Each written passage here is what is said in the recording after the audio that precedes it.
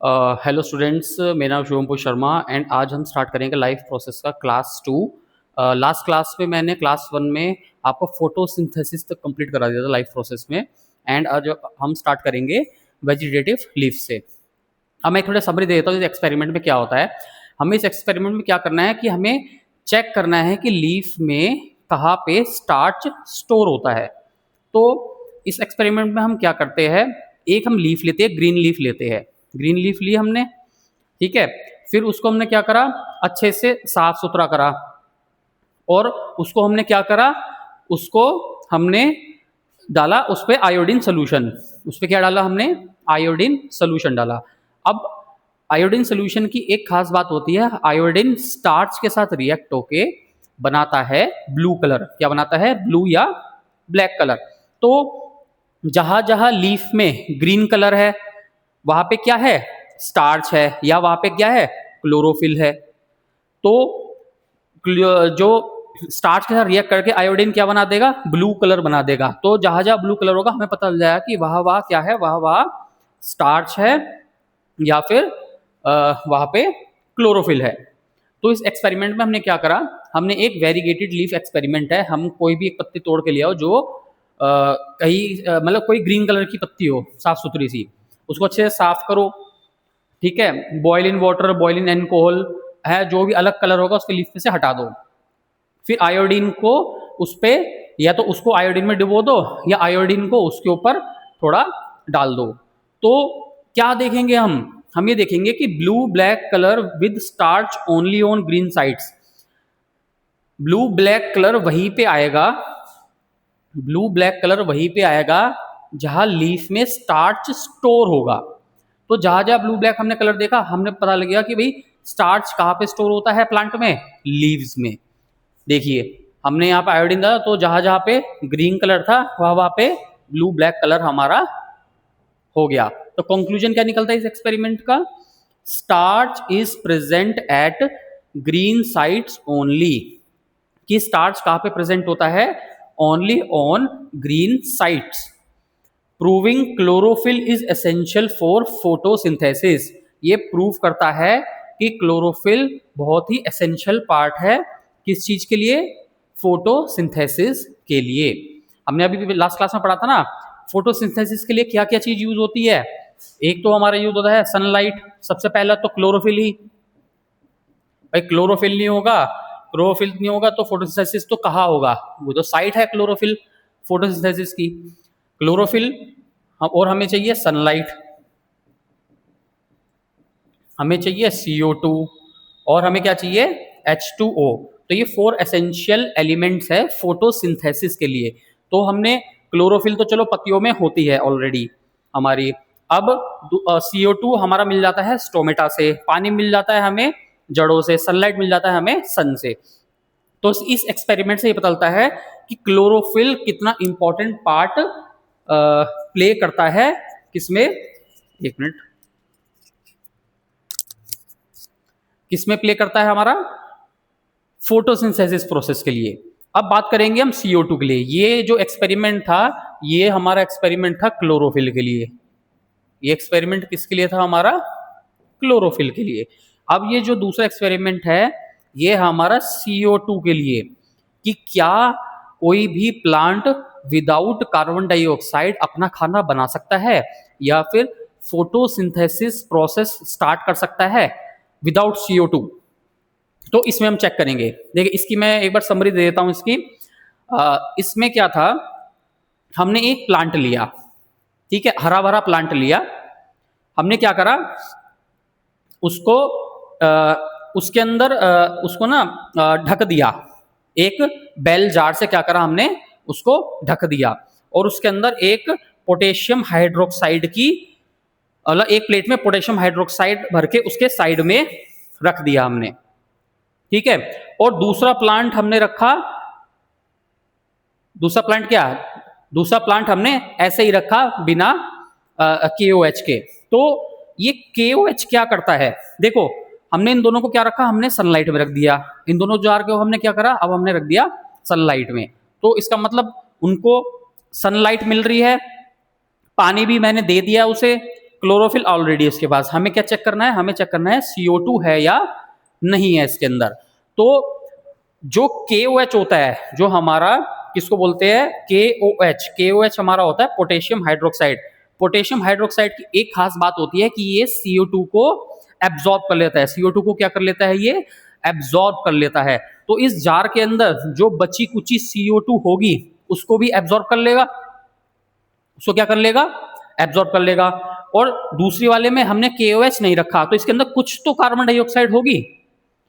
फिर मैंने क्या करा, दोनों को क्या रख दिया, सनलाइट में रख दिया। अब दोनों को सनलाइट मिल रही है, दोनों में क्लोरोफिल है, दोनों को मैंने थोड़ा थोड़ा पानी दे रखा है। बट जिसमें KOH वाली डिश है उसमें CO2 नहीं होगी, उसमें CO2 नहीं होगी।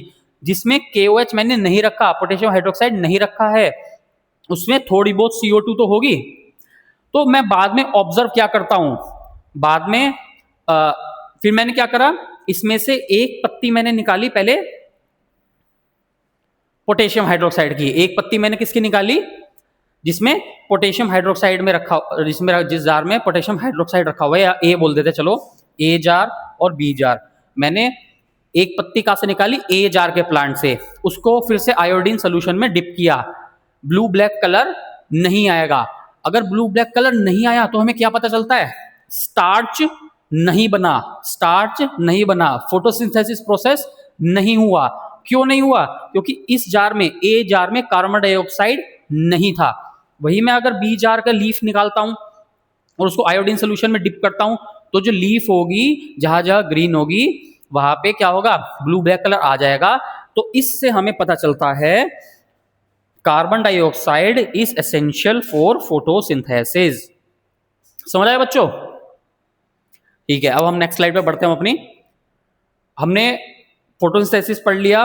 फोटोसिंथेसिस में हमने क्लोरोफिल का हमने पढ़ लिया, हमने CO2 का पढ़ लिया। अब आता है हमारा ये क्वेश्चन आया हुआ है हमारा CBSE में। A student sets up an experiment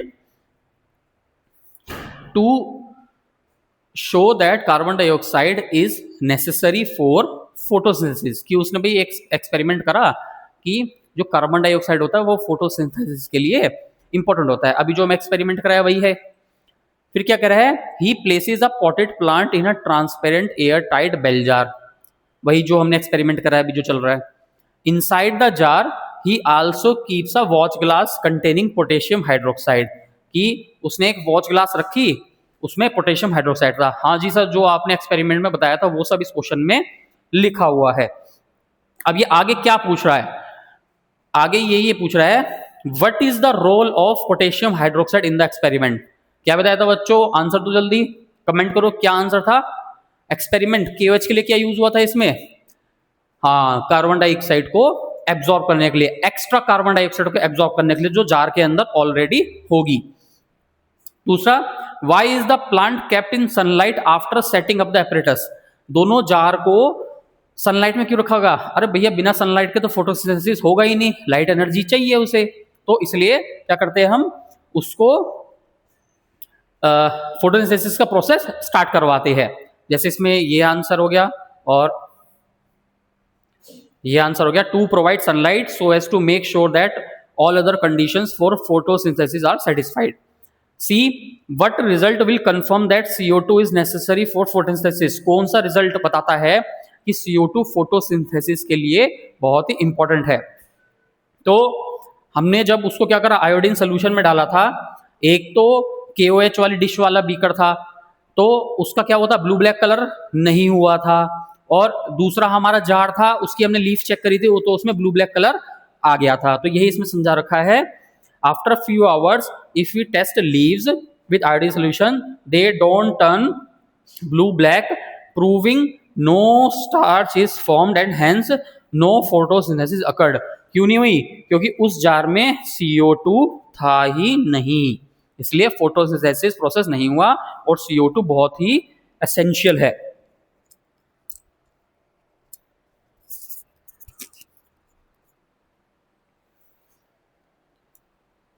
नहीं, मैं आगे कर लेता हूँ, बार बार ये परेशान कर रहा है।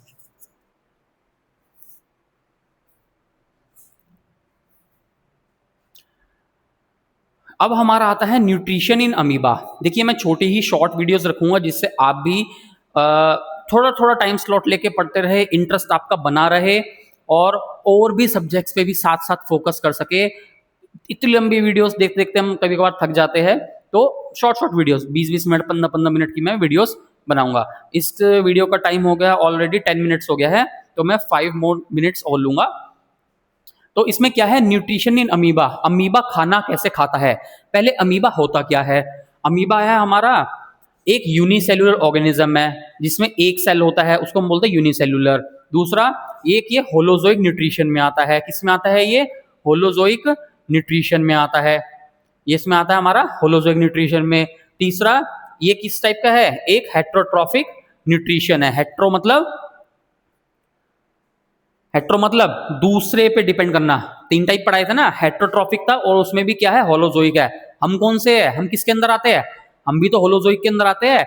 होलोजोइक वाले कौन थे, जो अपने पेट में खाना पचाते थे। अब आता है हमारा प्रोसेस क्या है, हम पहले डायग्राम से समझेंगे इसके अंदर। देखिए भाई ये अमीबा है, ठीक है, आपके दोस्त से थोड़ी शक्ल मिल रही होगी इसकी तो इसने देखा खाना, ये फटाफट गया, भाई मुझे खाना खाना है, खाना खाना है। तो जैसे इसने खाना देखा तो इसने ना ऐसे फिंगर लाइक प्रोजेक्शन बना ली, मुंह खोल लिया, ऐसे करते ना, तो इसने ऐसे मुंह अपना बनाया। ये क्या बनाया इसने, ये सूडोपोडिया कहते हैं इसने, ये और ये इसने अपना मुंह बना लिया। कोई भी, ठीक है, कहीं से भी अपना मुंह बना सकता है, फिक्स नहीं है। जैसे हमारा फिक्स क्या है, हमारा माउथ फिक्स है, पर अमीबा कहीं से भी अपना माउथ बना सकता है। तो इस माउथ को हम बोलते हैं सूडोपोडिया। फिर ये क्या करेगा, जैसे सूडोपोडिया इन्होंने जगह बनाई तो इस खाने को इसने अंदर ले लिया। इस खाने को क्या ले लिया, इसने अंदर ले लिया। फिर इसको क्या कर दिया, क्लोज कर दिया। इसको क्या कर दिया, क्लोज कर दिया। तो जिसके अंदर इन्होंने रखा, अंदर, इसको हम बोलते हैं फूड वैक्यूले। इसको बोलते हैं फूड वैक्यूल बोल सकते हैं, फूड वैक्यूले बोल सकते हो, दोनों एक ही चीज है। तो फूड वैक्यूल हमारा हुआ। फिर इन्होंने क्या करा, अब इन्होंने यहां से क्लोज कर दिया तो क्या स्टार्ट हो जाएगा, डाइजेस्टिव एंजाइम्स। इन्होंने तरह तरह के एंजाइम्स डालने शुरू कर दिए। क्यों, इसको फूड को डाइजेस्ट करने के लिए। क्या करने, फूड को डाइजेस्ट करने के लिए। उसके बाद क्या होगा, जो बाय प्रोडक्ट होगा अपना मुंह खोलेगा और अपना वेस्ट प्रोडक्ट बाहर निकाल देगा। इसको बोलते हैं हम इजेशन, इसको बोलते हैं हम इजेशन। फिर हमारा होता है एब्जॉर्प्शन। अब जो फूड पार्टिकल्स उन्होंने तोड़ दिया तो ये न्यूट्रिशन क्या होगा, अमीबा के अंदर एब्जॉर्ब हो जाएगा और अमीबा को न्यूट्रिशन मिल जाएगा। दोबारा एक बार मैं और समझा देता हूं। पहले उसने क्या करा, इंजेक्शन। इंजेक्शन के लिए वो फिंगर लाइक प्रोजेक्शन बनाएगा, उसको हम बोलेंगे सूडोपोडिया। फिर वो क्या करेगा, एक फूड वैक्यूल बनाने का, खाने के चारों तरफ क्या बनाने का, एक फूड वैक्यूल बना लेगा। इसको हम बोलते हैं एंगल्फमेंट। फिर होता है जब उसने चारों तरफ से उस खाने को बंद कर दिया, फिर वो स्टार्ट करेगा डाइजेशन। मतलब इस टाइम पे ये जो फूड वैक्यूल है इसका स्टोमक बन गया है। इसका क्या बन गया है, ये स्टोमक बन गया है। तो यहाँ पे क्या स्टार्ट हो जाएगा, डाइजेशन स्टार्ट हो जाएगा। उसके बाद क्या होगा, इजेशन। भाई जो बचा कुचा अनडाइजेस्टेड फूड है उसको क्या निकाल देगा, और जो फिर उसके लिए यूजफुल चीज है वो क्या कर लेगा, एब्जॉर्ब कर लेगा। तो ये हमारा होता है न्यूट्रिशन इन अमीबा। बहुत ही इंपॉर्टेंट क्वेश्चन है, क्वेश्चन आता है। एंड डायग्राम जरूर बनाना है, डायग्राम भी बनाओगे तो वो भी मोर देन एनफ है, बाकी नीचे समझा सकते हो। Step 5, first step, amoeba takes in food using temporary finger like projection, temporary finger like projections of the cell surface called pseudopodia. अभी मैंने बता दिया ये वाला प्रोसेस चल रहा है। Which also helps in movement of organism. अब ये जो फिंगर लाइक प्रोजेक्शन बनाता है ये अमीबा को मूव करने के भी काम आता है। दूसरा food vacuole, food vacuole are formed. Food vacuole बन गया, उसके बाद करते हैं वो एंजाइम डाल देता है डाइजेशन के लिए। Enzymes are secreted which breaks down complex substance into simple soluble substances. फिर थर्ड स्टेप हमारा स्टार्ट होता है absorption. Absorption of digested food in cytoplasm by diffusion. Cytoplasm क्या होता है, ये हर बच्चे से पूछता हूं और कोई बच्चा बता नहीं पाता साइटोप्लाज्म क्या होता है अमीबा में। जो न्यूक्लियस को छोड़ के चारों तरफ जितना पार्ट है, लिक्विड पार्ट है, वो सारा क्या है, साइटोप्लाज्म है। तो बाय डिफ्यूजन से उसने क्या करा, क्या कर लिया, उसने एब्जॉर्ब कर लिया। और फिर उसने क्या करा, अनडाइजेस्टेड फूड को बाहर निकाल लिया। तो ये हमारा हो गया न्यूट्रिशन इन अमीबा। अब न्यूट्रिशन इन पैरामीशियम। पैरामीशियम भी हमारा क्या है, यूनिसेल्युलर ऑर्गेनिज्म है, ये भी हमारा होलोजोइक न्यूट्रिशन में आता है। तो पैरामीशियम क्या होता है, इसकी जो शेप होती है ये फिक्स होती है, चप्पल जैसी होती है। तो और दोनों में मैं फर्क बता रहा हूं, अमीबा पे और पैरामीशियम में। तो अमीबा था, उसका पेट कहीं पे भी बन जाता था, मुंह भी कहीं पे बन जाता था, पर पैरामीशियम में ऐसा नहीं है। इसका पेट जो रहता है वो एकदम फिक्स रहता है, स्पेसिफिक स्पॉट रहता है। तो इसमें पढ़ते हैं, जो हमारा पैरामीशियम होता है, the cell has definite shape. Cell की क्या होती है, डेफिनेट शेप होती है। किस शेप की होती है, स्लीपर, चप्पल जैसी शक्ल की होती है इसकी। Food is moved to a specific spot, vacuole एक स्पेसिफिक स्पॉट है, वैक्यूल ऑलरेडी बना हुआ है। अमीबा में अमीबा कहीं पे भी वैक्यूल बना सकता था बाय द मूवमेंट ऑफ सीलिया। जो ये चारों तरफ ये हेयर दिख रहे हैं आपको, ये क्या है, ये है सीलिया। ये सीलिया फूड को मूव करते करते इसको इस स्पॉट तक लेके आती है और डाइजेशन यहां पे उसका स्टार्ट हो जाता है। ठीक है, तो पैरामीशियम से इतना नहीं आता, अमीबा से काफी कुछ आ जाता है हमारा। अब ये क्वेश्चन आया हुआ है, इसके बाद मैं ये वीडियो एंड कर दूंगा। Name the type of nutrition exhibited by amoeba, explain how food is taken in and digested by the organism. भाई कौन सा टाइप का करता है, होलोजोइक न्यूट्रिशन में आता है, हेटेरोट्रॉफिक न्यूट्रिशन में आता है अमीबा हमारा। फिर आता है वो कैसे डाइजेस्ट करता है। तो मैंने अभी पढ़ाया था पूरा डायग्राम एंड सारे फ्लो, इसमें वो आंसर आ जाएंगे। नेक्स्ट क्वेश्चन आता है, differentiate between amoeba and paramecium based on mode of nutrition and locomotion. दोनों में फर्क क्या है, किस पे, मोड ऑफ न्यूट्रिशन में एंड लोकोमोशन में। अगर मोड ऑफ न्यूट्रिशन की बात करें तो अमीबा क्या है, एक होलोजोइक न्यूट्रिशन में आता है और टेक्स फूड कैसे अंदर इंजेस्ट करता है, फिंगर लाइक प्रोजेक्शन बना के, जिसको हम बोलते हैं सूडोपोडिया। वही पैरामीशियम भी क्या है, हमारा होलोजोइक न्यूट्रिशन है, पर ये फूड कैसे लेता है, फूड ये सीलिया के थ्रू जाता है किसी स्पेसिफिक स्पॉट पे। फिर आता है हमारा लोकोमोशन। लोकोमोशन मतलब चलना, कैसे, मैं जैसे मैं चल रहा हूं, मैं कैसे चल रहा हूं, अपनी टांगों से तो चल रहा हूं। तो अमीबा कैसे चलता है, फिंगर लाइक प्रोजेक्शन से ही मैंने बताया था चलता है, तो उसको बोलते हैं हम सूडोपोडिया के यूज करके वो अपना मूवमेंट करता है। वही पैरामीशियम कैसे चलता है, जो हेयर थे पैरामीशियम में उनके थ्रू सीलिया, उसका क्या नाम था, हेयर का क्या नाम था, सीलिया, सीलिया को यूज करके मूव करता है। अब नेक्स्ट वीडियो में सिर्फ मैं पढ़ाऊंगा ह्यूमन डाइजेस्टिव सिस्टम। तो हमने ये सेकंड क्लास में हमने कंप्लीट कर लिया है। हमने अमीबा, हमने पैरामीशियम एंड हमने दो एक्सपेरिमेंट कर लिए इसके अंदर, एक वेजिटेटिव लीफ का एंड एक बेलजर वाला। सो नेक्स्ट क्लास के लिए रेडी रहिए। Thank you very much.